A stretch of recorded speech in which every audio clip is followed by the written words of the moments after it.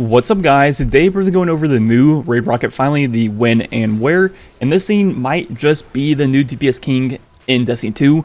In this video we'll be breaking down its DPS, looking at its best perks, and comparing it to a lot of things in the game, and seeing if it is truly the new DPS King.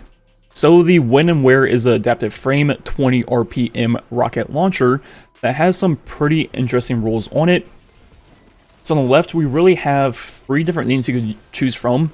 I think the best is going to be a clown cartridge to get 2 rockets per magazine once you start reloading. Then you could also go with reconstruction to get the mag up to 2 rockets also, and this will reload itself over time, so kind of like a way to maybe use it in swap combos. And finally we also have chill clip in the left, which is pretty interesting that you can pair that with damage perks, but with it being a 1 mag, unless you're doing something on a certain character where you can avoid reloading, probably not the best way to go. Then on the right, we have a lot of the normal DPS perks. We have bait and switch or elemental honing, which is going to be 30% or 35. And with this being a stasis rocket, I think you can get that 35 pretty easily on elemental honing. But there's going to be a better damage perk that is unique to this weapon, the new one, Reaper's Tithe. And so we look at that, what it says is multiple final blows queue up a stacking damage buff, improved timer starts on next weapon fire, final blows extend this timer.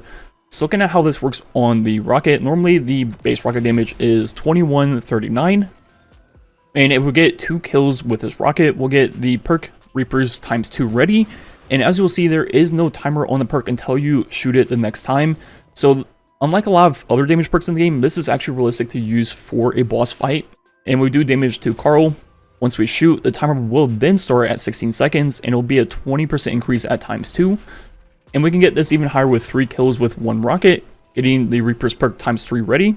And once again, once we shoot at Carl, it will start the timer, and this will be a 30% increase now. So pretty straightforward, ×2, 20, ×3, 30. And the highest you can get this perk is ×4, so 4 or more kills with 1 rocket will ready the perk with ×4. And this will be a 40% increase, so 10% higher than bait and switch, and 5% higher than even elemental honing. And with it being 16 seconds, that is a pretty long time. This rocket not only has a 40% damage increase, it has the origin trait frame of reference that will also scale the damage of the weapon.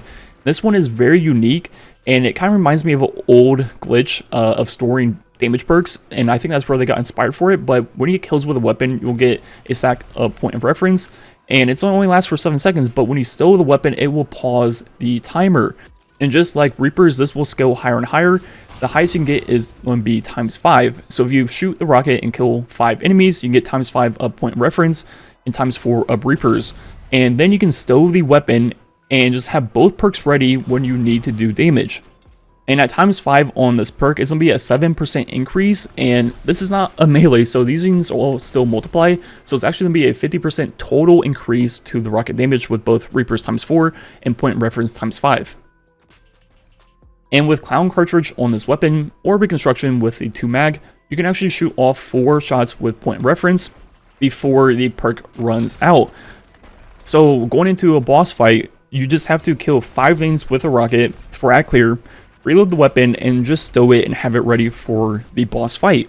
And look at the DPS of 8 rockets with Reapers ×4 and point reference for the first 4 rockets. First DPS is really high, and even the sustain stays pretty high, which makes sense. It's a rocket with a 50% buff for 4 rockets and a 40% buff for the last 4. And like I mentioned multiple times, usually a lot of perks that were higher than elemental honing or bait and switch at 30 and 35 were very conditional, right? Where you needed a kill activation, or you need to be surrounded, or something like that to reach those higher damage buffs. But I think this is the first one where it's actually realistic to use for boss damage. All you have to do is shoot a rocket at 1 group of adds during the ad clear section of the boss fight, and then stow the weapon, and you'll have both things ready. So I think it's super easy and barely an inconvenience, and something you can actually do everywhere in the game. And both of these perks do stack with the G-Horn Wolfpack rounds. So the Wolfpack rounds normally hit for these numbers right here on Carl. A lot of numbers, it's going to hit for 45 and 21 ×8 each. And then with the 40% of Reapers and the 7% of frame of reference, the Wolfpacks also get the total 50% increase over those first 4 shots, then drop down to 40% for the second set of 4 rockets. And now the burst DPS of like 1 mag is almost 6,000, and over sustain is still like 2,500, and the total damage is over 31,000. So it's quite a lot. And just comparing that to a few other lanes just to see how good that actually is. Looking at first Thunderlord, the DPS is not even close, barely over 1000. As it ramps up, it gets to like 1200, but the burst and sustained DPS is not even close. Then look at Queenbreaker, once again, not really even close for either number. Shooting off 10 shots with the Queenbreaker, netted in a sustained DPS of roughly 1600, and we're kind of getting close to half the total of the rocket. And then we look at a GL, a 150 with bait and switch and Envious Arsenal. Even this, the old king of burst DPS, still doesn't even hold a candle to the burst DPS of the rocket. It didn't even touch 4000, while the rocket was almost hitting 6000 over its burst. Then for sustain, it just drops off more and more, and once again is a decent chunk lower than the rocket.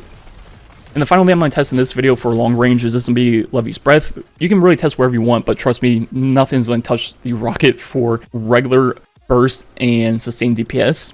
So looking at that over a few arrows, once again, not really even close. At just 1200 and 11,000 total. Two things that do get slightly close are going to be the two close range options, one being Acreus, which is on chunk quite a lot with Trench Barrel. And this is surprising of how high it is with all downtime of using your melee, and it's still actually kind of close. So looking at 12 shots, so 4 procs of Trench Barrel, it's going to be 2100, which isn't too bad, and over 31,000 total. So Acreus up close seems pretty strong. And then another thing that is kind of close, the special of Lord of Wolves.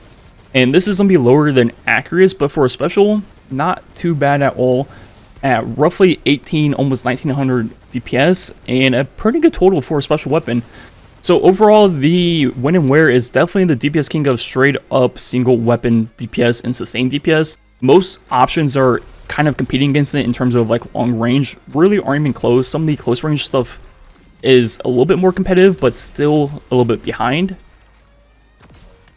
But the question is, can you use this rocket for swap combos? Well, you do have Reconstruction over Clown Cartridge, which will allow us to auto-reload the weapon in the background, but it takes 5.5 seconds per rocket to auto-reload.